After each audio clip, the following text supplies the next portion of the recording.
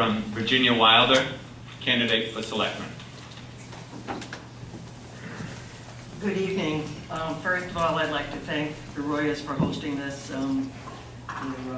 We certainly appreciate the opportunity to come here and sorry. Sure.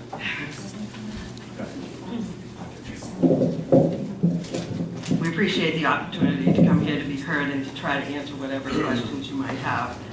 For those of you who don't know me, my name is Virginia Wilder. I've lived in town for 65 years. My husband Eugene and I live on Otter River Road in Templeton, and we brought up 3 children here. Two of those still reside in this town with their own families. We are both retired, and so we spend the majority of our time with our grandchildren. By education, I'm a registered nurse and an environmental engineer. Among the other certifications that I hold are business management concepts and loss control fundamentals from Northeastern University. My working experience includes a variety of endeavors, starting in 1969 as a staff nurse at the hospital, moving across a number of other jobs, and then in 1985 becoming a loss control specialist for a company in Leominster. My last work experience was as the district director of health, safety, and environmental controls for a large group of nursing homes.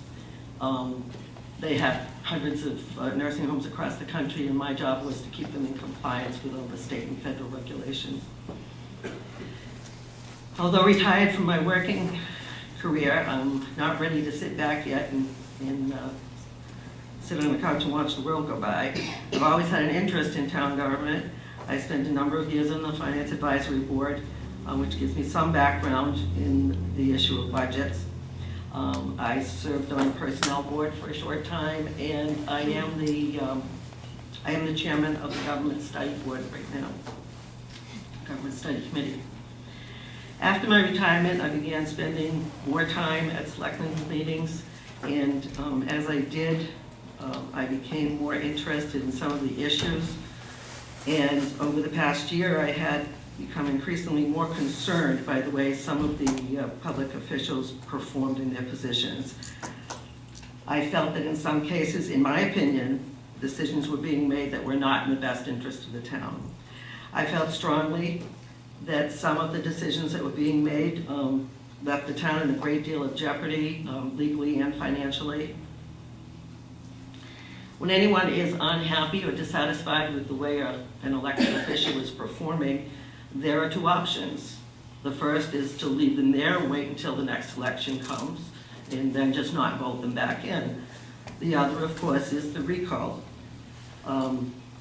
When you feel, however, that too much damage is being done during their term, and that too much more damage will be done if we allow them to finish their term, then the recall becomes the best course of action. Such is it with this situation. I could think long and hard about making this decision. If I did win a selectman's seat, I'd have a great deal to learn, and that's the fact. Annie's right. I do not take any of this very lightly. It's a huge commitment of time and energy, and I applaud people that have done it and are doing it now. There will always be people who will want to criticize and second guess you, but this is all the more reason why whoever is there needs to use one set of standards that applies to all people in all situations. And I don't believe that that's been done.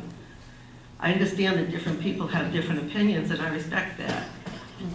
I feel that in order to make a good decision, you need to hear as many opinions as possible, whether it's from the board or from the audience.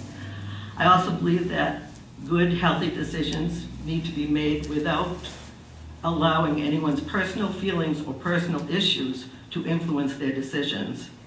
I sincerely feel that far too much of that has been done in the past year.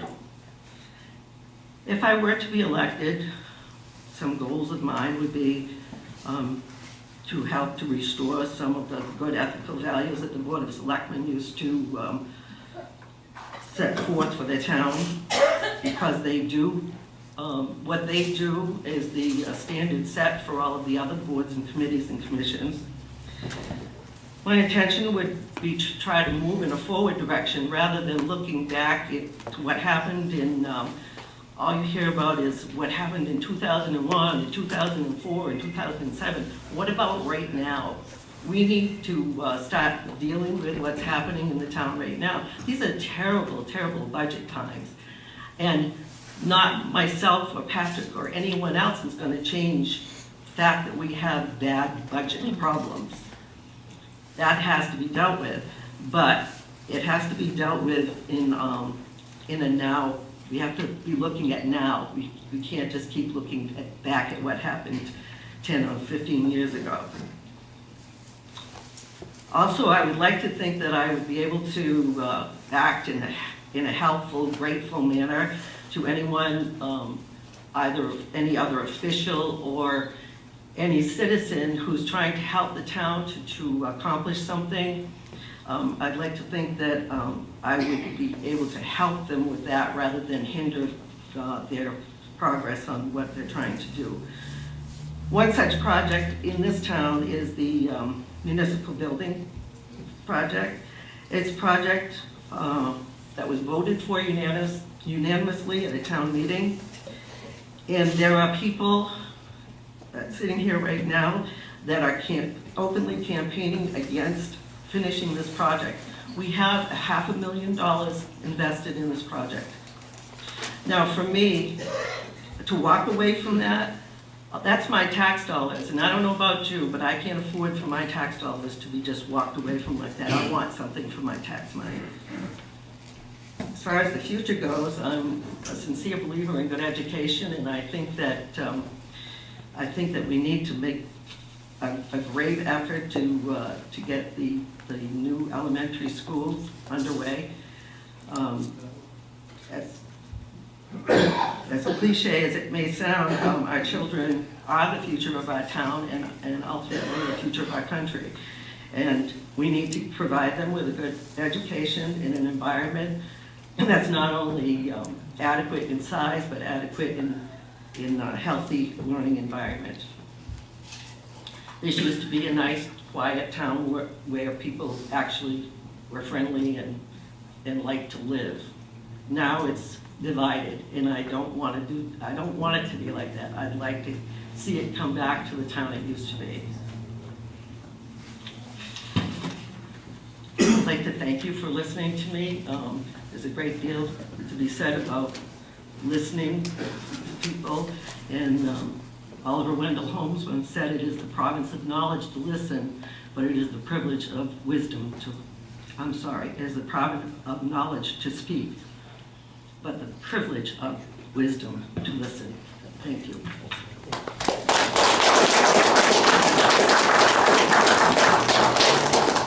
Are there any questions for Virginia? Sir? Virginia, do you believe that the town government should be performed by petition or by the ballot box?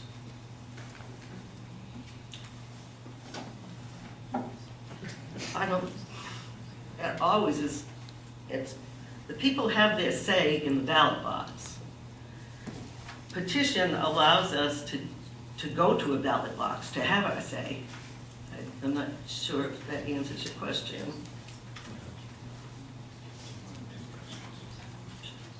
Any other questions? Paul? Virginia, the February 6th vote on the additional money for the 252 Baldville Road fails, what do you suggest the town do then? Quite frankly, that would leave me awestruck that the town would vote to let $500,000 go to waste. Because if the people are saying that it's not good enough to put a town building in, we certainly couldn't put anything else in it. So we would be wasting $500,000. Jeffrey? I have one question, and and it's been mentioned, it was mentioned by Mr. Matson. Concerning the law firm change from Coleman and Page to Lisa Mead and Rogowski,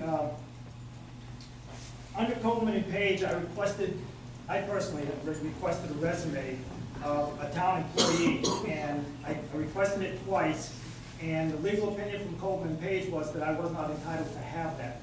Since we've changed town council, an individual who is associated with Recall Cumming requested the resumes of the candidates that we interviewed for the new coordinator position, and the new town council opined, according to the law, that he was entitled to see those.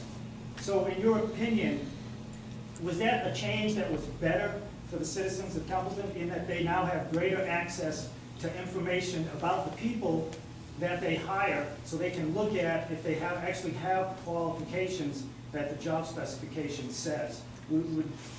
I'd like your opinion if you think that change benefited the citizens or did not. Well, if it's legal, yes, it did benefit the citizens. However, these are opinions, and different attorneys have different opinions about things, and I don't know the legal, I can't say to you, yeah, it should have been this way, or no, it should have been the other way. I really have very little, I can't answer that question. Thank you. Sorry. Dana? Yeah, Dana Blaze, I just want to agree with Mrs. Wilder. I'm totally, on Dana Blaze, I just want Do you want a mic, Dana?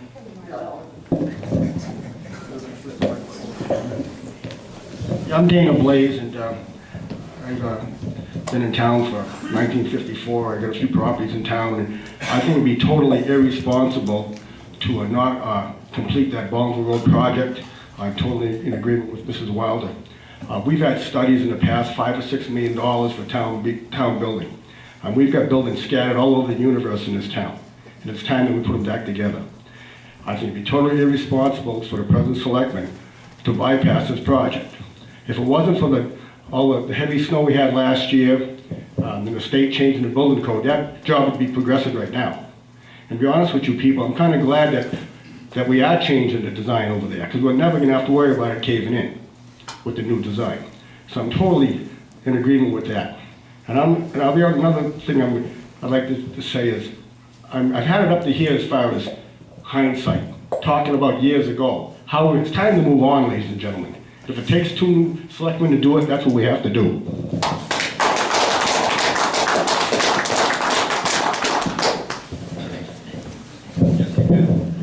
I just wanted to say, if anybody wants to know any more about the municipal building, that they are having they're having a meeting, an open meeting tomorrow night at the Kiva. I believe it's at 7 o'clock. 7 o'clock. 7 o'clock, and there you'll be able to learn how moving into that situation will benefit the town. Bob? How do you feel about, how do you feel about the legal being open? I mean, you thought like Copeland and Page was, the way to go, and it would seem back then that we had a Board of Health go through a landfill, and they looked at it after the contract was signed, and it seemed like a lot of people on that board seemed to have gotten burned, as far as I can see. Didn't seem like they were able to access the council, which they should have been able to. And I felt the same way on the school committee. We had questions we wanted answered, we couldn't get the answers to them. And is that what you're planning to go back to, where other elected officials won't have free access to legal counsel to make their decisions for their board? I would like for everyone to have legal access. That's mine. You've not heard me say one way or another whether Copeland and Page is better than. I do believe that one law firm is better than 3. However, that's already showing itself in the numbers. But aside from that, I can't tell you how, but I don't know enough about the past, which is we're going for again, to make that kind of a decision based on Well, the I mean, unfortunately, we still have a lot of problems down the treatment plant that now the ratepayers are gonna have to pay for.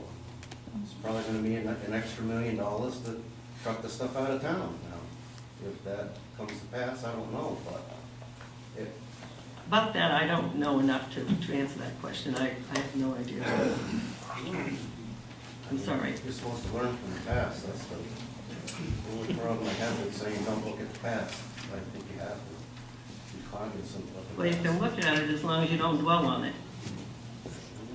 Unfortunately, we're gonna have to pay for it. Kate Fulton, Athol Daily News, new resident of Templeton. I would like to know, I would like a response to the state of the town. You have so many problems. You have recall with the selectmen. You have obviously a town office. You haven't had a proper town hall since 1947. You need a new elementary school. You have a superintendent of schools who has just resigned. You have an assistant superintendent who, although, well, we don't want to jump to any conclusions, things may work out nicely, but who in fact had looked at another job in another town. You have a police chief who keeps pleading almost, he's a good man, but he's almost pleading for a new police station. It seems to me that the town is so overwhelmed with problems. Why would anyone take on the responsibility of dealing with so many problems at one time facing the town? That's a good question, and sometimes I ask myself that. Why would I want to do this now? I only want to do this because I would like to be part of doing it the correct way. You know, nothing is going to be easy. All of that, what you say is correct. That's all happening to us. But that's why we need to make some decisions about what's happening now, not what happened back in 2001. We need to work on the things that are going wrong now and the things that need to be fixed now so we can move on to the future. Any others? Seeing none. Thank you, Virginia. Good luck.